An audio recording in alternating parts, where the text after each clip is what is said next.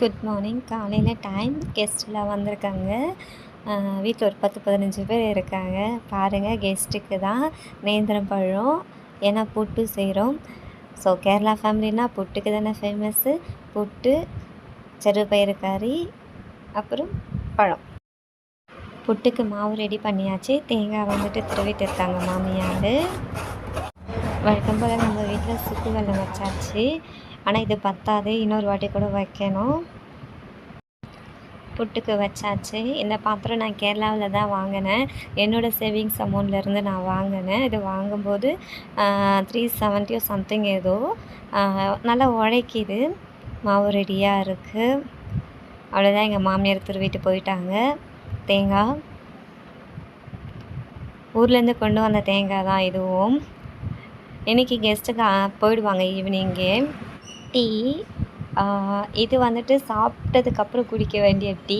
காலையில் இந்த பாத்திரம் ஃபுல்லாகவே டீ போட்டிருந்தேன். எல்லோரும் குடிச்சிட்டாங்க. சாப்பிட்டதுக்கப்புறம் இவங்க எல்லாருமே டீ குடிக்கிற பழக்கம் இருக்குது. அதனால் எம்டி தேங்காய் மூடி இருக்குது. அதை எங்கள் மாமியார் ஃப்ரிட்ஜில் வச்சா கரண்ட்டு பில் கம்மியாகும்னு சொன்னாங்க. அதுக்காக வச்சுருக்கேன். வேலை வந்து நடந்துக்கிட்டே இருக்குது. ஒரு சைடு போட்டு மாமியார் அங்கே கெஸ்ட் கூட உட்காந்து பேசிகிட்டு இருக்காங்க. நான் கிச்சனில் ஒர்க் பண்ணிகிட்டு இருக்கேன்.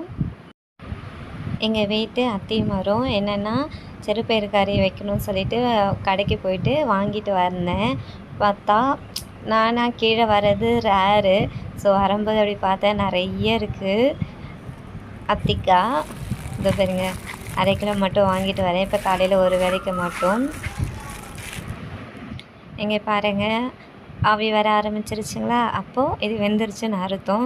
அதில் சைடில் வர ஓட்டை விழுந்துருச்சு. அது எப்படி விழுந்ததுன்னு தெரியல. அங்கேயும் ஆவி வரும். ஸோ ஆவி வந்துச்சுன்னா நம்ம எடுக்க வேண்டிய ஸ்டேஜ் அது. சூப்பராக இருக்குதுங்களா. என் ஹஸ்பண்டும் வந்து ஹெல்ப் பண்ண வந்துருந்தாங்க. எல்லாமே கதை பேசிகிட்டு இருந்தோம். டிவி ஓடிட்டு இருந்ததுனால மியூட் பண்ணிட்டேன் நான். எங்கள் மூத்தார் பையன் எங்கள் கூட பேசிகிட்டு இருந்தார். அவருக்கு வந்துட்டு காரம் இருக்கக்கூடாது.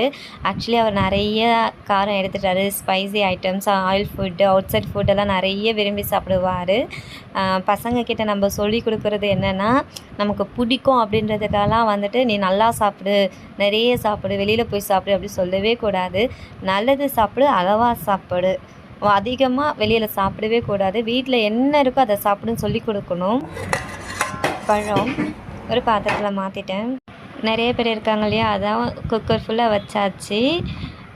சிறுபயிறு கறி அவ்வளோதான். புட்டும் செஞ்சு முடித்தாச்சு. எம்டி பாக்ஸு பாருங்கள், ஃபுல்லாக வச்சாச்சு. இப்போ சூடாக இருக்க அப்படியே நம்ம பரிமாற வேண்டியதான்.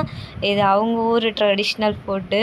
புட்டு, பயறு, அப்புறம் பழம், பப்படம் வித் எல்லாமே ரெடியாக இருக்குது.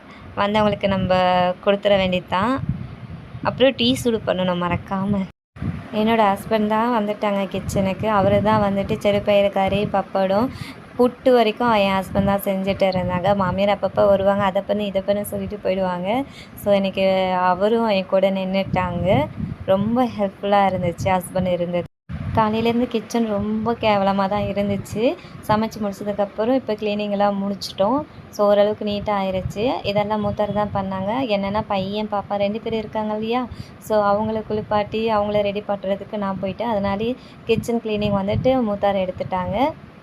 ஸோ இப்போ ஓரளவுக்கு நீட்டாகிடுச்சு கிச்சன். லஞ்சுக்கு ரெடி ஆகுது. கெஸ்ட் எல்லாம் ஷாப்பிங் போயிருக்காங்க. அவங்க அங்கேயே சாப்பிட்டு வந்துடுவாங்க. ஸோ நமக்கு மட்டும்தான் வீட்டில் நானும் மூத்தார் மாமியார் தான் இருக்கும். கட்டிங் வேலை நடந்துகிட்டு இருக்குது. பயிறு, பீன்ஸு, சேனக்கிழங்கு, சேப்பங்கிழங்கு, அது பாவக்காய், அது புடலங்காய், பச்சை மிளகா, ப்ரிப்பரேஷன் நடந்துகிட்டு இருக்குது. புடலங்காய், பயிறு, பீன்ஸு. நேரமாக இன்றைக்கி வந்துட்டு வீட்டில் வந்து அவியல் பண்ண போகிறாங்கன்னு நினைக்கிறேன். ரொம்ப நாள் கழித்து வீட்டில் செய்கிறாங்க. 12:15 ஆகுது மணி. லஞ்சுக்கு ரெடி ஆகிட்டு இருக்குது. இது என்னென்னா எங்கள் மூத்தார் பையனுக்காக இருக்கும். காரம் இல்லாமல் போடணும் இல்லையா, அதனால எதாவது பண்ணுவாங்கன்னு நினைக்கிறேன்.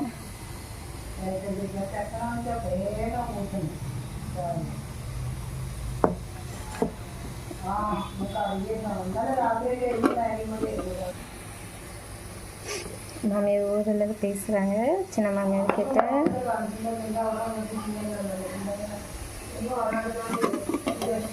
லெமன் எதுக்குன்னா அவங்க குடிப்பாங்க, அதுக்கு தான் லெமனு.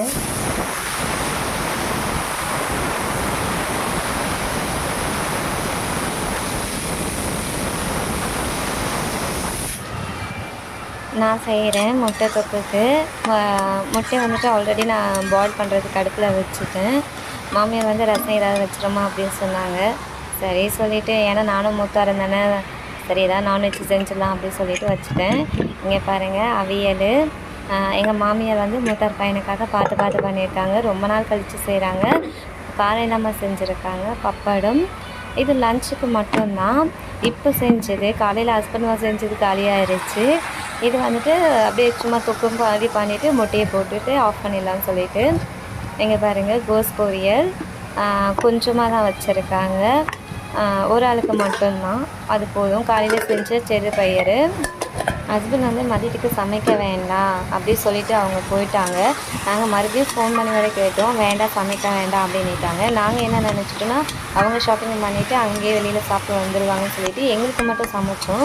ஆனால் ஹஸ்பண்ட் எங்களுக்கும் சேர்த்து தான் வாங்கிட்டு வந்தாங்க. லஞ்சுக்கு வந்துட்டு பிரியாணி, எல்லாருக்குமே பிரியாணி வாங்கிட்டு வந்துட்டுருந்தாங்க. நாங்கள் தான் மிஸ் அண்டர்ஸ்டாண்டிங் பண்ணிட்டோம் போல இருக்குது. பட் சமையலும் வீட்டில் நடந்துச்சு, அதை நைட்டுக்கு வச்சுக்கிட்டோம். அவியல் பாருங்கள். இந்த அவியல் வந்துட்டு எங்கள் மூத்தார் பையனுக்கு ரொம்ப ரொம்ப பிடிக்குமா, அவன் விரும்பி சாப்பிடுவாரான் அவர். அதனால் எங்கள் மாமியார் எல்லா காயும் போட்டு நல்லா சுட செஞ்சு வச்சுட்டாங்க. எங்கள் மூத்தார் பையனை இதை தான் எடுத்துக்கிட்டாங்க. இதில் என்னென்னா காரம் இல்லாமல் சூப்பராக செஞ்சுருக்காங்க. நான் சாப்பிட்டதில்லை, எனக்கு தெரியாது. அவருக்காக செஞ்சாங்க, அவரும் நல்லா சாப்பிட்டாரு மூத்தார் பையன். அவ்வளோதான், கொஞ்சமாக வச்சுட்டேன். நான் எங்கள் 2 பேருக்கு மட்டும்தானே, மாமியார் வந்து நான்வெஜ் எடுக்க மாட்டாங்க. ஸோ எனக்கும் மூத்தாருக்கு மட்டுமே வச்சேன். 3 போட்டிருக்கேன்னு பார்க்குறீங்களா, மூத்தாருக்கு 2 எனக்கு 1 அப்படி தான் கால்குலேட் பண்ணி வச்சுருக்கேன். நான் தூங்குறாங்க.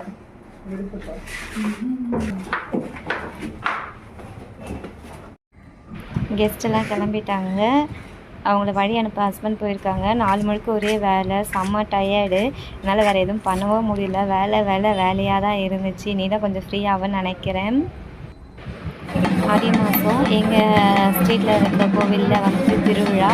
ஆடி மாதம் திருவிழா எப்படி இருக்குன்னு சொல்லுங்கள்.